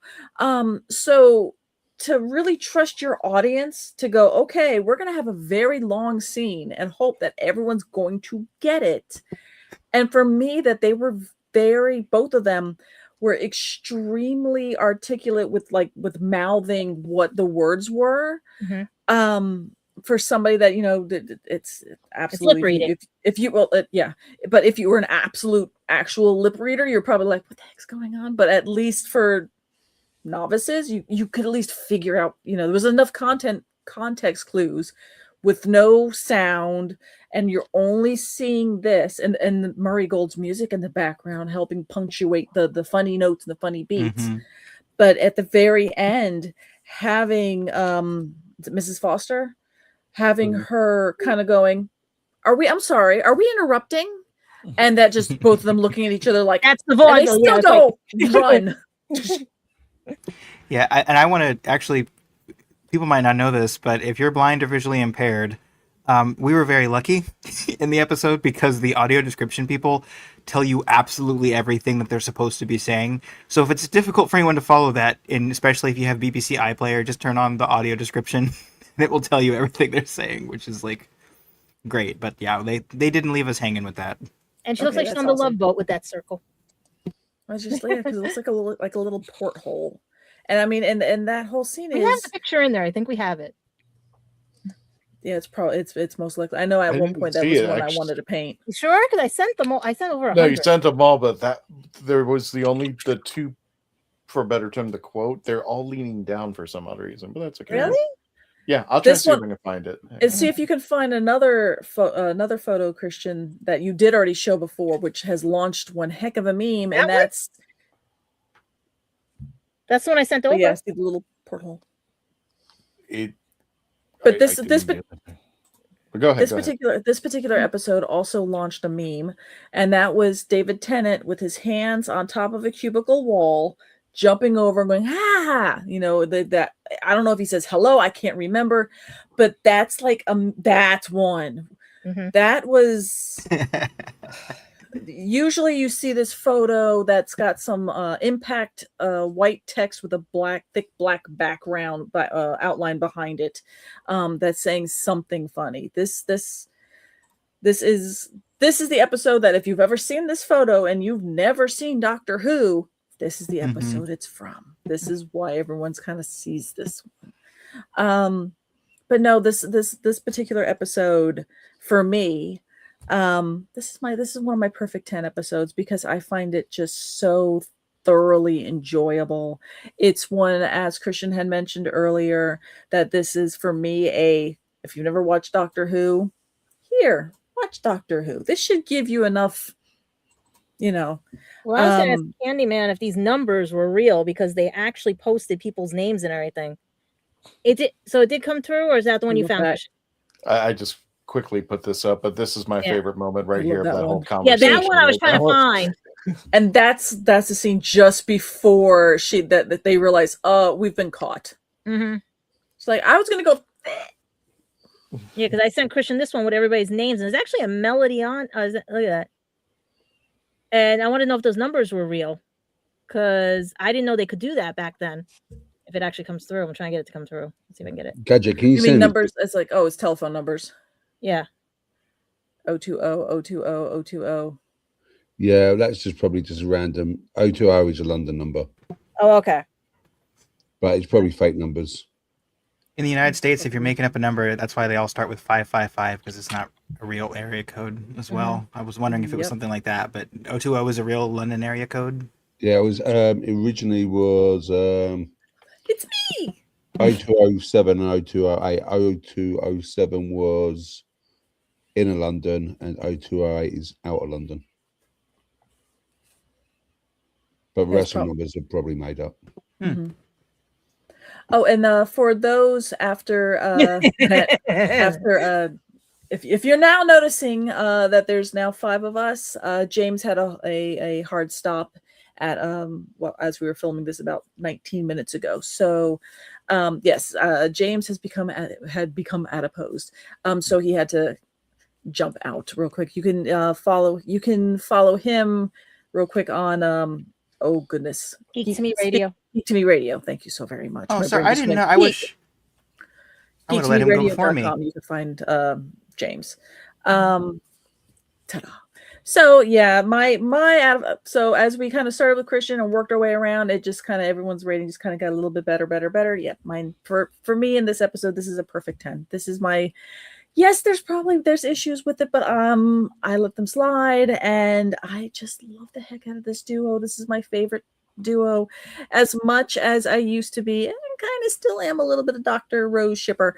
I prefer my doctors not having romance. I really just love the brother sister kind of feel, that sibling rivalry, that.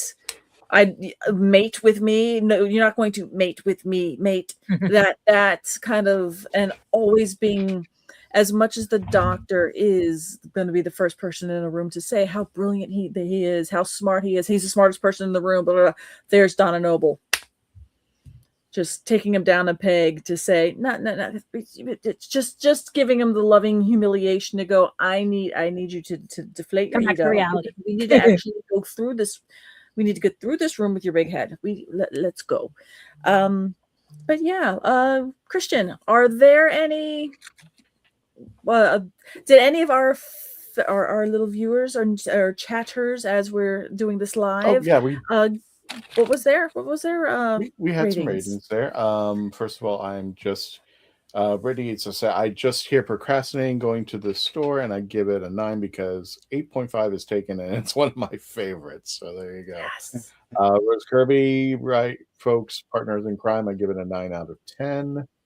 Dan Holyfield, I give it an 8 because it was really good, but not perfect. And I think that's it's still high marks.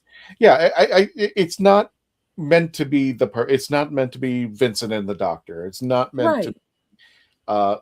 But you have that good balance of something that will eventually evolve into like the Fires of Pompeii, when the relationship starts to like really compress and they're starting to be challenged, because what's eventually going to come at the end of the season, spoiler, is going to really challenge their friendship to, the extreme, because the universe is at stake. So Dan, I give it an 8 because it was real. I'm sorry.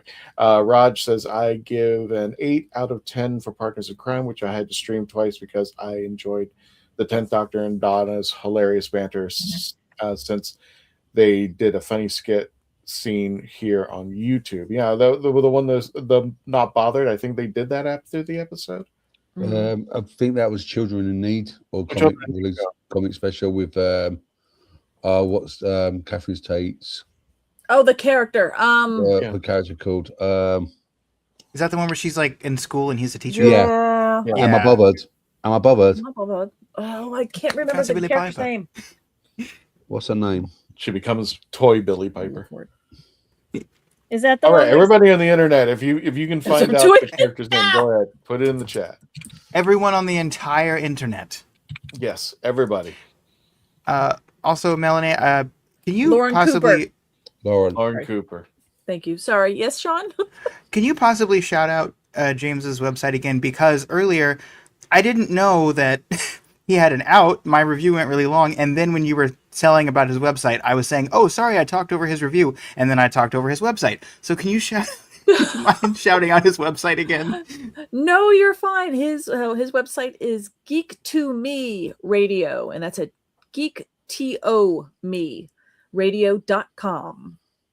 And he does a live performance. He actually can see him. He actually has a YouTube channel, which they do terrestrial radio in St. Louis. And he talks about comics, sci-fi, you name it, geekdom galore. But you get to see him, too, while he's on terrestrial radio, which I think is cool.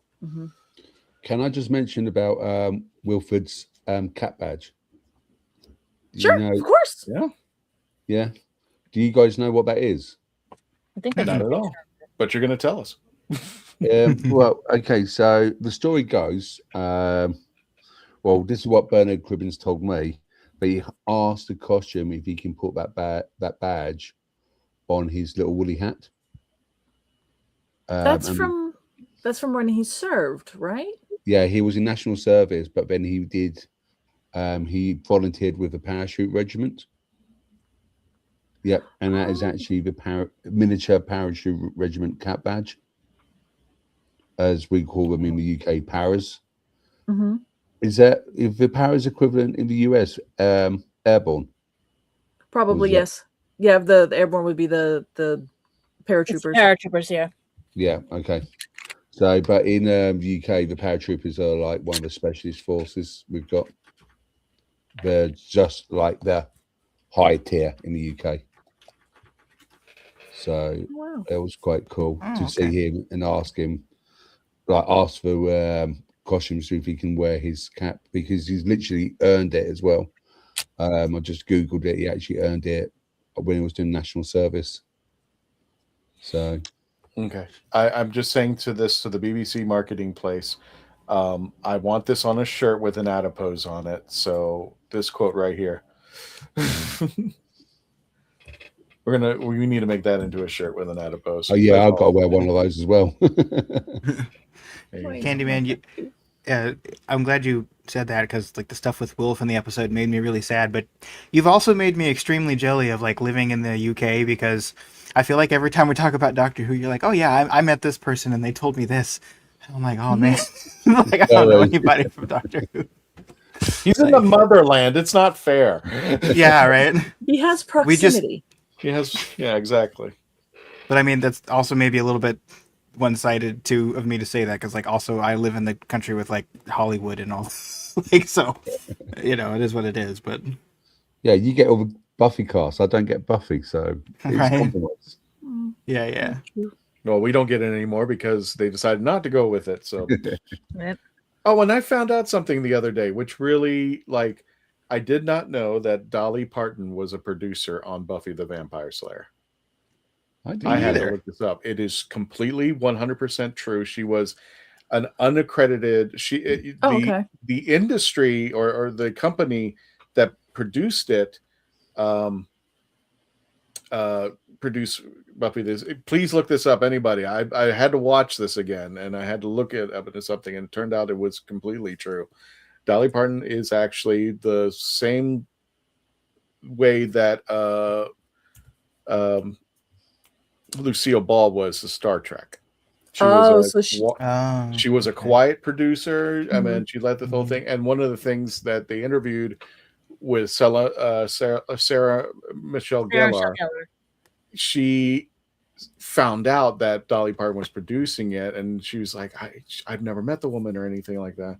And she was very concerned about how she felt about the Buffy the Vampire TV show. And she found her on an interview, and she gave praise to Sarah. So I was like, this is cool.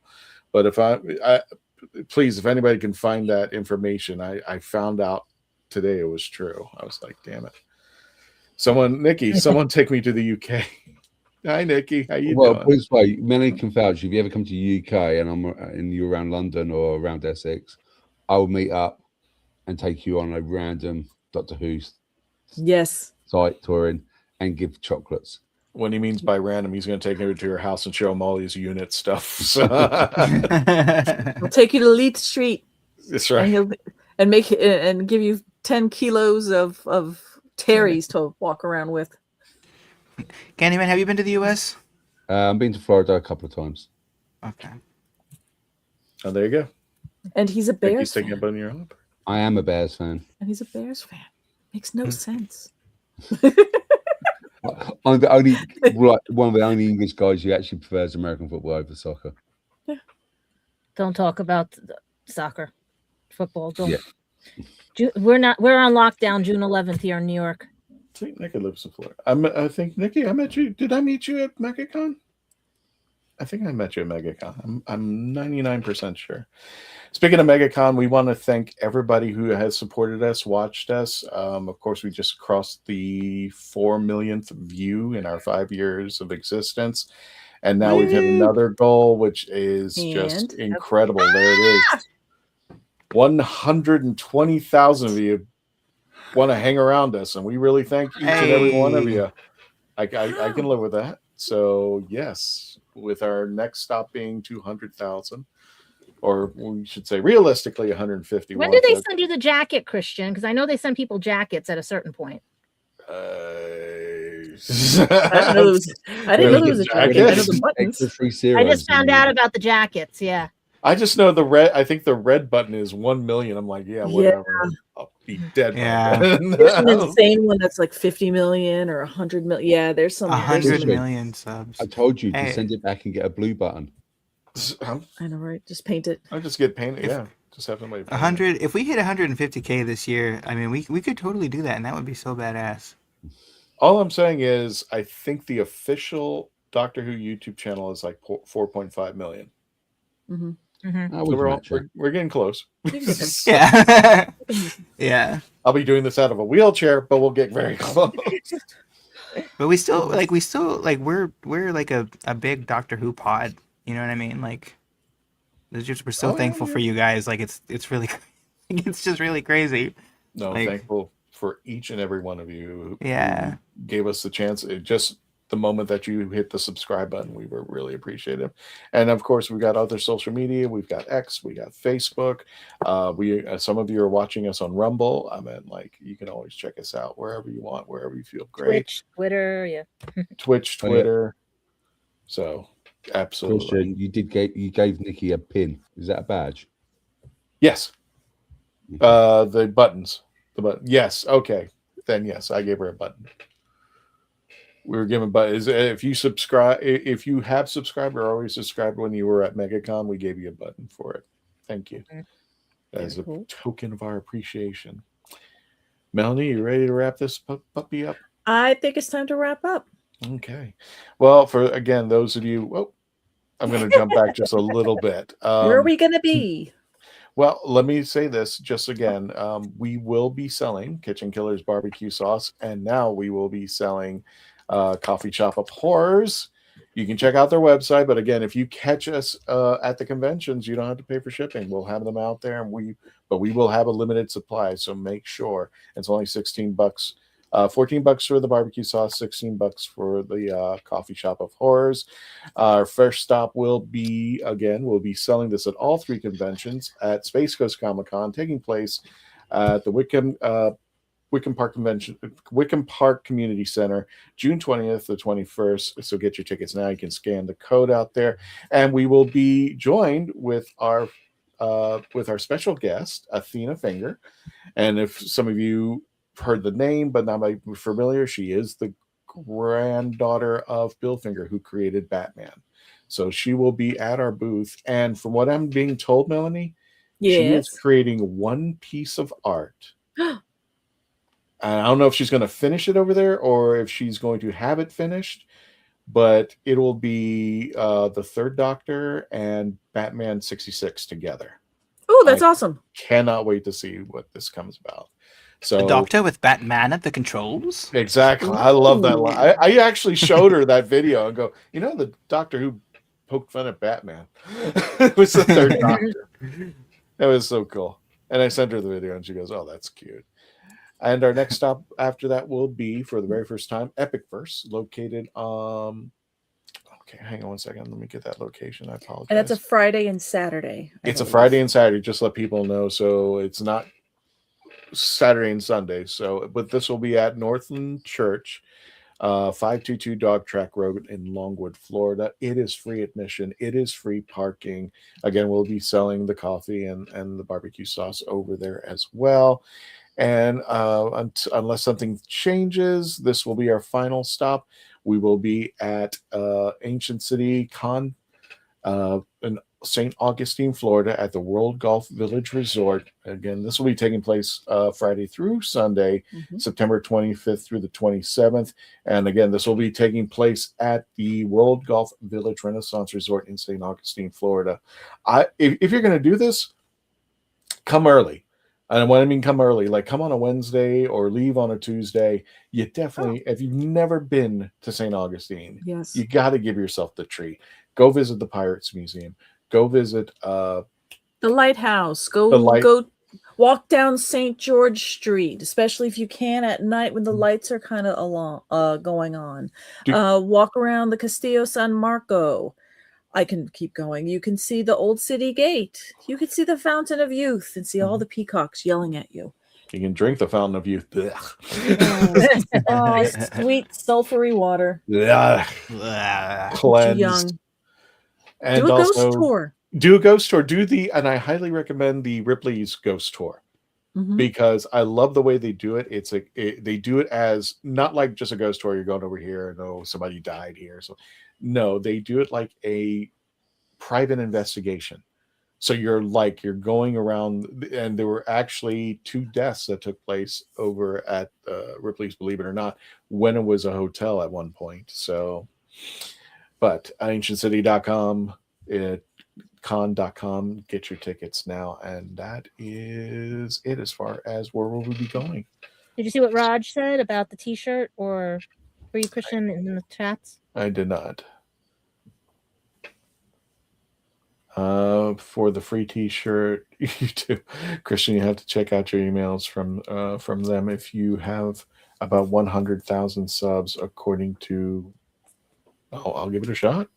Maybe they sent you the other email too, Christian, that one that we've been waiting on. Yeah, possibly. It takes forever, that one. I remember I had to get Dave that email, and it took it says we'll have it done in a week, and it was like 2 weeks later. Just like good grief. So Nikki says, I love their coffee, the best. I miss their location in Lake County. Right. Nikki, if you come over to Space Coast or to the Oviedo, to the church in August, we'll be selling it out there. And I said, it's cheaper than anything you'll get in a theme park. So just by stopping by us, you get it. And I could brew some. If I could brew some, and sorry, I was just thinking about like their location in at Lake County, the Montverde, the Verde, the Claremont one. My favorite thing in the world was their coffee floats. Or German coffee, so it was iced coffee with a scoop of ice cream instead of creamer. It was amazing. Sorry. She's gonna be Melanie's just following me around the conventions, just drinking coffee. Just somebody eating the beans. Are you here? And Nikki continues and says, stay at the Kenwood Inn, best ever. Yeah, I stayed there once in St. Augustine. That it was if you're going to stay there, do a bed.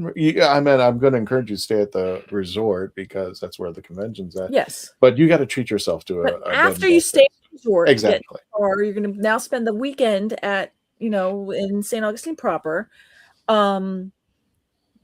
Cordova is amazing too. I mean, that's a fancy schmancy one. But any of the any of the actual bed and breakfasts in or around George Street, dude, it's amazing. Road trip, let's go. Oh, Hippo! We got to do the Hippo bars.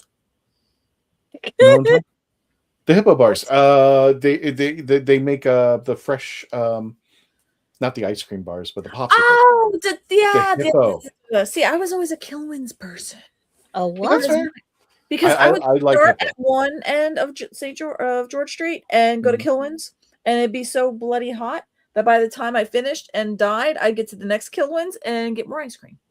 They had. Then I'd need a shot because I have a lot of this attached to me. But I know the way. doctor says don't eat pears, but they used to have pears, and it was the most tastiest popsicle I've ever had. I think it was What's Hippos? Hippos is a Like popsicle Hippolitas or something stand. like that. They make them Popsicle. fresh, and it's a local thing. Okay. It's like all these Different types of eclectic fruit popsicles. Yeah, it's mostly popsicles. fruit, some floury stuff, but really delicious. I haven't had a bad experience over at Hippos. I mean, I if love it's popsicle, it's possible. Sorry. But it's very tasty. Anyway, I'm giving Sorry. too many plugs so people aren't supporting us right now. So Columbia. They'll still come in and support us. that's right.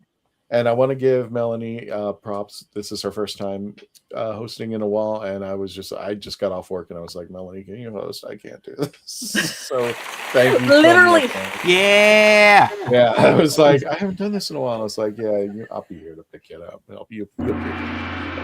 Thank you, Melanie. Thank you so much. Just So without your might. I'm just putting on the shoes again. It's a little at first thought, I don't know if I could do that. Okay, we're doing this. Let's go.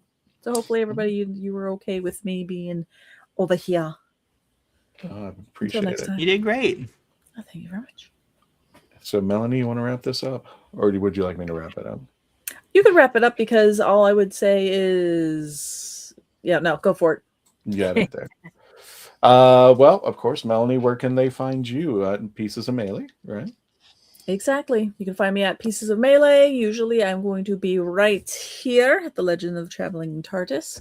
You can find me on Instagram at Pieces of Melee. Right now I'm working on some murals in Tampa. It's just unfortunately it keeps raining and it's bloody hot out. So they're also on the floor. So posts are kind of coming a little few and far between. Otherwise, you can check me out if we're watching the commercials. You can see me at Happiness Patrol. You can see me on Earth Station Who, where we also once a month do other like Doctor Who kind of reviews. Lots of Big Finish to be had there too. I've been, you can find me on Happiness Patrol. The next episode for Happiness Patrol is going to be Back to the Future, which funny enough, me and Jess were not on because we've both had scheduling conflicts. Right now we are doing, we were just doing Star Wars. We did a live of Mandalorian and Grogu, so you could check that out. I loved it. And then also check out Horses on Film. I'm on a couple of those episodes too, because Rio Bravo is amazing. And that's the one I got to do. Okay, shutting up. Mark, where can we find you? Wrong side. Say I'm on this side. Yeah, that's it. I'm Overton. It's weird. You can find me at my Instagram at cyborgt100_cosplay. I might be going down to the Oyster Fair, which has been renamed to a Roman and Medieval Fair down in Colchester this weekend. If not, you can just see me here, there, and everywhere. Gadget, where can we find you? In our house. Well, right now, as I take care of my parents and everything, I'm still, but they'll be all pre-taped shows on Gadget Vlogs, Gadget Pendragon After Dark. I can do lives on vlogs, but After Dark needs about 50 subscribers on that channel for me to actually do lives and everything. So that one is just going to be pre-taped and stuff. New York Comic-Con, Bronx Comic-Con, on lockdown, technically for the city from June 11th to whatever, because of the FIFA World Cup. It's going to be Madhouse here in New York City and everything. They've even cut off certain blocks and everything in 42nd and all this other fun stuff just for the European football game. You can pick up the books on lulu.com and everything. I'm going to try to have, when they go to their conventions, discount codes for you guys so that you can get these books cheaper and stuff. And let's see what else. I'm working on other conventions and I'm praying that I get my New York Comic-Con tickets because it is the 20th anniversary of New York Comic-Con and they're having the Coney Island theme. So I'm praying some Men in Black characters come with some chocolate milk because that was the theme in Men in Black 3 Coney Island and stuff. So I'm working on a lot of things. Also, a lot of things in secret because I learned my lesson about telling people about things. So that you'll know about them when you see them. That's basically it. And hopefully everyone remembers to be kind. And also, happy Pride Month to everybody, because it did start yesterday, and I am hetero-demisexual, and my relatives are anywhere from transgender through lesbian as well as gay, and I think they're just the wonderful most human beings because everybody's human. I just don't know where these other stereotypes came from. And Happy our Pride. pale orange dot. That way. Carl Sagan. That way. Pale orange dot floating pale in orange the void. dot. Yes, you can find me on YouTube at Our Philosophy Is 9119. That's Our Philosophy Is 9119 on there. And go over there and check out the videos I've posted if you want to talk about nerdy/philosophical things in a queer-friendly space. And speaking of which, I'm glad Gadget said that, because I would also like to say Happy Pride Month from me. And I am going to be posting a video soon about AI. So if you want to hear another lefty voicing grievances about the conversations about AI, go over to my channel. Well, you know, the Pope is posting that soon. So thank you all very much. And if that sounds good to you, then check it out. Happy Pride. And one last thing before we go, there might be a slim chance, a very slim chance that, of course, next week we're going to have Big Finish Day special for Tuesday, since Big Finish Day itself will be the Monday before that. trying to cross all fingers. Next Wednesday, we might be part of a Disney trivia taking place at a tiki bar. But I'm still getting finalizations about this. So please keep an eye up on our social media, especially on our Facebook and YouTube channels. We'll give you more information once we get closer. Hopefully everything will work out. If not, then just ignore what I just said the last 5 seconds. So there you go. Other than that, that's it, folks. Thank you so much for joining us. Don't forget to like, share, subscribe. And again, thank you for all 120,000 of you for subscribing to us and watching us 4 million times. We are very, very, very happy for you being here. We thank you all. For those of you who joined us from day one, to those of you who probably just signed up just 5 minutes ago and saying, hey, what's this all about? To our friends like Nikki, who we met over at MegaCon. Guys, thank you so much for joining us. We'll see you next week. And with that, we'll see you until the next adventure. Tony, take us out. Great, Simon. I'm waving goodbye at Simon. Good night, Simon. Oh, that's so cute. It's waving.